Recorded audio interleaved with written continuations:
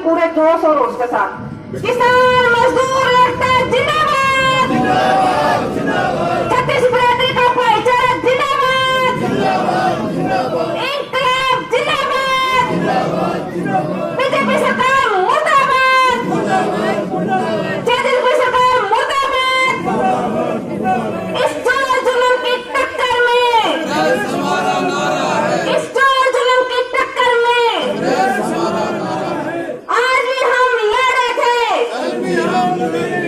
आज भी हम लड़े थे। बीजेपी सरकार जो यहाँ कुलदीप बिश्नोई इसकी गोदी में जाकर बैठ गया, इसमें इस टाइम वीडियो भी वायरल हो रहे हैं। कहने लग रहा है कि किसी पर विश्वास कर लियो भाइयों, लेकिन बीजेपी सरकार पर विश्वास ना करियो। लेकिन आज वो उसकी गोदी में बैठे हैं। ये बात देख लो आपने किस पर विश्वास करना है। अरे ये तीसरा जवाब दे दो, ये कदम भूलने भटके भी हमारी तरफ देख न सका। बीजेपी और जेजेपी का जब जड़ तक खात्मा करना है। बीजेपी और बेशरम सरकार ने एक मिनट का भी मौन शौक नहीं रखा था हमारे किसानों की शहादत पे।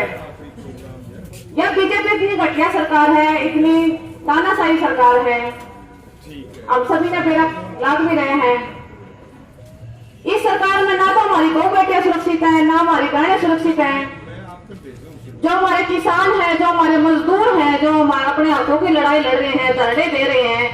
बांसमुदा और आदमपुर में तो अपना किसानों की फसल, खराब फसलों का जो मुआवजा है उसके लिए तो आप भी धरने में बैठे हुए हैं। तो हम अपनी लड़ाई, हमारे रोजी रोटी की, हमारी मुद्दों की लड़ाई हम लड़ रहे हैं, धरनों पर बैठे हैं, लेकिन कोई सुनवाई नहीं है। तो ये बीजेपी सरकार चाहती है कि हम अपनी लड़ाई रोजी रोटी तक ये लड़ाई लड़ते रहे, यही तक हमारे ये जो मुद्दे हैं यही हम सीमित रहे, यही तक हम रोज अपने धरनों पर बैठे रहे। जो हमारी युवा पीढ़ी है वो दर की ठोकरें खा रही है, उनको भविष्य के साथ विश्वासघात हो रहे हैं। अग्निपथ जो योजना लेके आ रहे हैं, जो 4 साल की उन्होंने बनाई हुई है, तो हमारे युवा पीढ़ी के भविष्य के साथ खिलवाड़ नहीं है तो क्या है। ये जो नई नई योजनाओं का, विकास योजनाओं का जो नीति लेके आ रहे हैं हमारे सामने, तो हमारे भविष्य के साथ खिलवाड़ कर रहे हैं। तो उसका हमें करारा जवाब देना है। इस बीजेपी और जेजेपी सरकार के हमें जड़ से सफाया करना है, वो टाइम आ गया है। ये हमने वोट की करारी चोट देनी है, ताकि जो हमारे जो हम 26 बिरादरी, जो किसान मजदूर, जो सारे सरकार पर लाके बिठा दिए हैं, जो रोज अपने अपने धरनों को लेके बैठे हैं, कोई किसी की कोई समस्या है, जो हमारी बेटियां हैं वो धरनों पे बैठी हैं। आज हम चूड़ी बाकड़ियां गए थे, जाने चूड़ी गए थे, तो वहां सिर्फ 2 टीचर हैं 250 बच्चों पे। टीचरों को हटा दिया, सरकारी स्कूल बंद कर दे। ये चाहते हैं कि हमारे बच्चे पढ़े ना, शिक्षित ना बने, पुलिस से बने, उग्रवादी बने, आतंकवादी बने। वो तो बनाए रहे हैं, पथ जो योजना लेके आ रहे हैं उसमें क्या बनाएंगे, ये बनाएंगे, ये फौजी नहीं बनेंगे हमारे। ये बहरूपिया और ये तानाशाही सरकार है, या गुंडा राज सरकार है, इसमें गुंडा राज चलता है। हम अपनी सुरक्षा के लिए अगर इनके सुरक्षा मांगते भी है ना, तो हमें सुरक्षा नहीं मिलेगी। आम आदमी अगर अपनी परेशानी के लिए दर की ठोकरें खा के घर ही बैठ जाएगा। हमारे किसान, हमारे मजदूर, हमारी युवा पीढ़ी आ जाता है तो आत्महत्या करे, तो उसके लिए जिम्मेदार कौन है? ये बीजेपी और जेजेपी सरकार। तो आपसे हाथ जोड़कर प्रार्थना है कि इसको ऐसा जवाब दे दो, जो उन्होंने 7 साल में हमारे जो इतनी आत्मा दुखाई, जो हमें इतने दर्द दिए हैं, इतनी कठिनाई दी है, वो टाइम आ गया है। मशीन आपका सामने रखी होगी, वो बटन आपका सामने रखा होगा। 750 किसानों ने जो शहीदी दी है, उस आदत को याद रखना। जो हमने दिल्ली के पहाड़ों पर 13 महीने गर्मी सर्दी, जो हमारी माता बहनों ने इतना योगदान दिया, जो अपने इतिहास का पहला आंदोलन हुआ है जिसमें हमारी महिलाओं ने इतना योगदान दिया है, जो हमने जो लड़ाई लड़ी भी है, जो जीती भी है।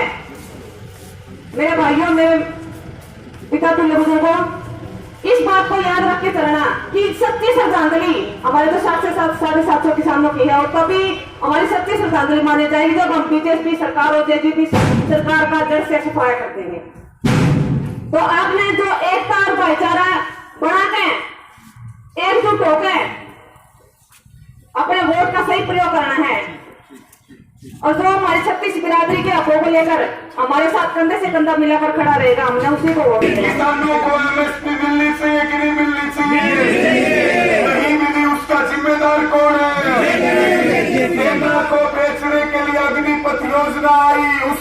जिम्मेदार कौन है? बूढ़ों की पेंशन बंद कर रहे हैं, उसका जिम्मेदार कौन है? 2 करोड़ नौकरी देंगे, ये झूठ किसने बोला? आसमान में है महंगाई, महंगाई का जिम्मेदार कौन है? बेरोजगारी ने सारे रिकॉर्ड तोड़ दिए, इसका जिम्मेदार कौन है? आपकी फसलें बर्बाद होगी, मुआवजा नहीं मिलेगा। अनुरोध शुरुआत रवि भाई साहब से आए और मेरे गांव वासियों के सामने विचार रखिए।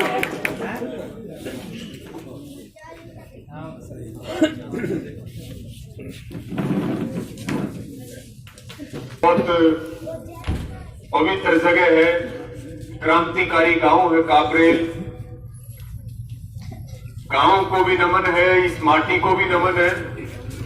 और आज की इस मीटिंग में, इस पंचायत में उपस्थित गांव के सभी हमारे पिता तुल्य बुजुर्गों, किसान बिरादरी के सरदारों, नौजवान साथियों, प्यारे बच्चों, हमारे साथ भाई रामकेश नैन, युवा जिला अध्यक्ष भारतीय किसान यूनियन हिसार, बहन हमारी पूनम पातड़, भाई हमारे मुकेश धायल जी, और तमाम बगला से भी हमारे साथ भाई आए हैं। एक बार बगला वालों के लिए भी जोरदार तालियां, आज इन्होंने भी सारे मार दिए। तो सबका धन्यवाद है। और आपके गांव के बारे में हम सुना करते, अनिल भाई है, लगातार तहसील में और जगह जगह हम मिलते थे। एक हमारे जो है महेंद्र जी खारिया गांव में एक बार उनसे मिले थे। जयवीर भाई है, ऐसे कुछ लोगों को तो हम जानते हैं, लेकिन आज आकर के देखा कि वाकई में आप लोग क्रांतिकारी हो। हमने बिल्कुल ठीक सुना और ठीक जाना। साथियों, सीधी मुद्दे पर बात करेंगे, क्योंकि अब जो है खेत का काम भी हो और इन चुनावों का काम भी चल रहा है। इससे निपटोगे तब पंचायती चुनाव आ जाएंगे। यानी कि शेड्यूल हमारा बिजी बहुत चल रहा है किसानों का, और साथ में हमारे आंदोलन चल रहे हैं। और एक प्रजाति स्टेम न्यारी भी हो जाए, उस बात का भी ध्यान रखना चाहिए। हमने हो जाती है कि नहीं हो जाती है? तो साथियों, मुद्दा हमारा है किसानों की बात। हमारे जो मजदूरों के मुद्दे हैं, नौजवानों के मुद्दे हैं, हमारी लड़ाई मुद्दों की है। हमारी लड़ाई जमीन की है, हमारी लड़ाई जमीर की है, हमारी लड़ाई रोजगार की है, हमारी लड़ाई न्याय की और सत्य की है। आपके दर पे एक मौका आया है, और मौके के ऊपर अगर चौका नहीं मारोगे तो बताओ हम बावड़े हुए कि नहीं हुए? हाथ उठा करके बताओ, हुए कि नहीं हुए?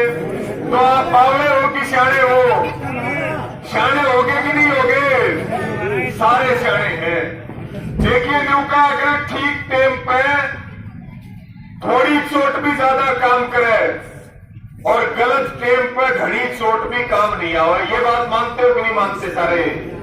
तो भाई, आपके पास एक मौका आया था बड़ौदा वालों के पास, जब 3 काले कानूनों का अध्यादेश लाया गया था, लागू किया गया था। तब बड़ौदा में उपचुनाव थे, वहां कौन हारा था? बड़ौदा के अंदर कौन हारा था? बीजेपी और जेजेपी। उसके बाद इलाहाबाद में उपचुनाव हुआ, आंदोलन चल रहा था दिल्ली में, तब कौन हारा वहां पे? तो जोर से बोल के बताओ। और अब कौन हारेगा आदमपुर में? हैट्रिक बनानी चाहिए सरकार की। 3 हार लगातार किसान आंदोलन के बाद।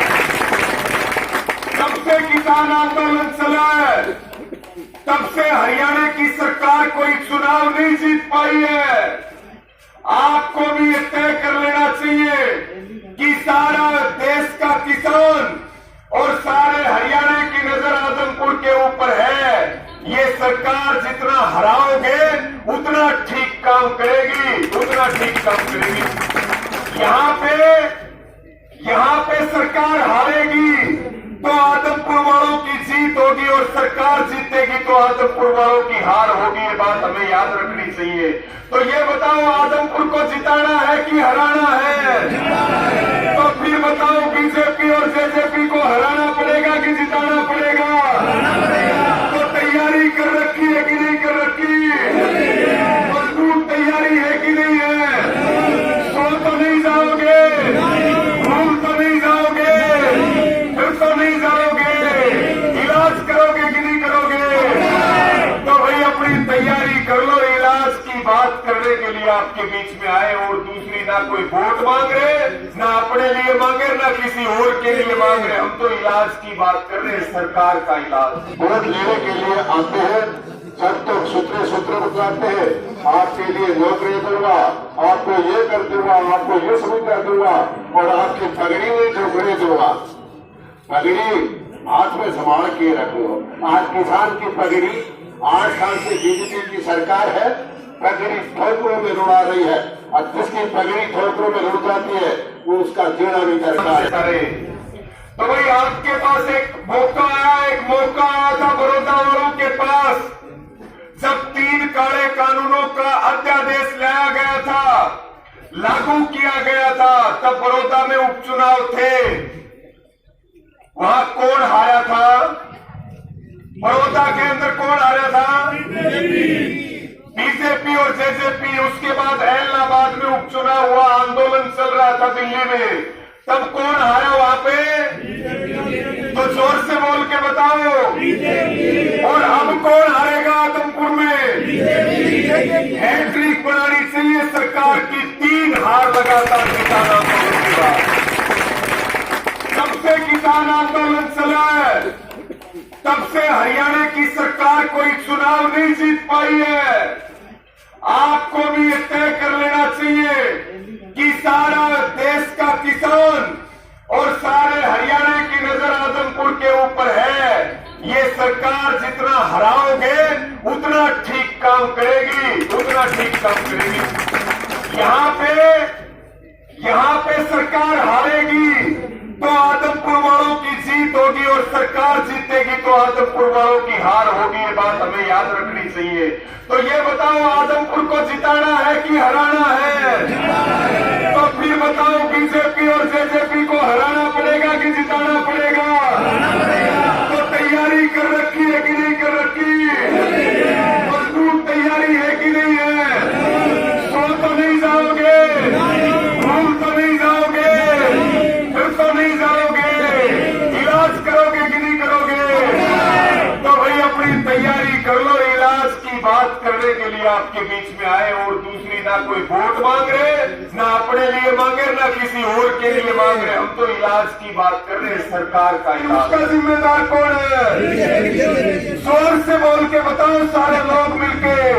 मेरे से दुगनी तिगनी आवाज तो आनी चाहिए। सरकारी स्कूलों को बंद कर रहे हैं, सरकारी संस्थाओं को बेच रहे हैं, मास्टरों को हटा रहे हैं, इसका जिम्मेदार कौन है? आपकी गायें मर रही है, इसका जिम्मेदार कौन है? आपकी बेटियां धरने के ऊपर बैठी है, इसका जिम्मेदार कौन है? कर्मचारियों से वादा किया था नई पेंशन नीति लेकर के आएंगे, पुरानी पेंशन बहाल होगी, उसका जिम्मेदार कौन है? और अब बीजेपी वाले क्या कह रहे हैं आपको आकर के? वोट दो और सारे गलत काम हो रहे, उनका जिम्मेदार कौन? बीजेपी। एक बार जोर से बोल के बताओ। तो इनको वोट देने चाहिए कि इनके झूठ मारने चाहिए? दोनों हाथ उठा के बताओ, झूठ मारने में कौन कौन सहमत है? तो भाई 3 तारीख में अपने वोट से इनको झूठ मार दियो। यही अपील आपको करने के लिए आए हैं। साथियों, कुलदीप बिश्नोई ने नहीं कहा कि बीजेपी सबसे धोखेबाज पार्टी है, कहा कि नहीं कहा? भव्य बिश्नोई ने यह नहीं कहा कि 600 दिन काले दिन है, इससे घटिया सरकार नहीं हो सकती, कहा कि नहीं कहा? तो फिर क्यों उन्होंने अपना जमीन बेचा? क्यों वो हत्यारी पार्टी में गए? क्यों वो आदमपुर का जमीन बेच के गए? उनको जवाब देना चाहिए कि नहीं देना चाहिए? आज जवाब मांगोगे कि नहीं मांगोगे? मांगेगा हाथ उठा करके बताओ। 25 साल में ये आदमी केवल अपने जुगाड़ में लगा रहा। तुम्हारे लिए कोई काम किया क्या? तो काम करेंगे, कोई एक काम किया हो तब तो ये वोट मांगे। हमें बेवकूफ समझा है, हर बार वोट देंगे, हर बार बेवकूफ बनेंगे। अब की बार सारे लोग इकट्ठे होके कुलदीप बिश्नोई का और उसके बेटे का, इनका पूंजड़ बड्डा भी है और लंबा भी है, जोर लगा के पाड़ दियो, लांडा कर दियो, काम हो जाएगा।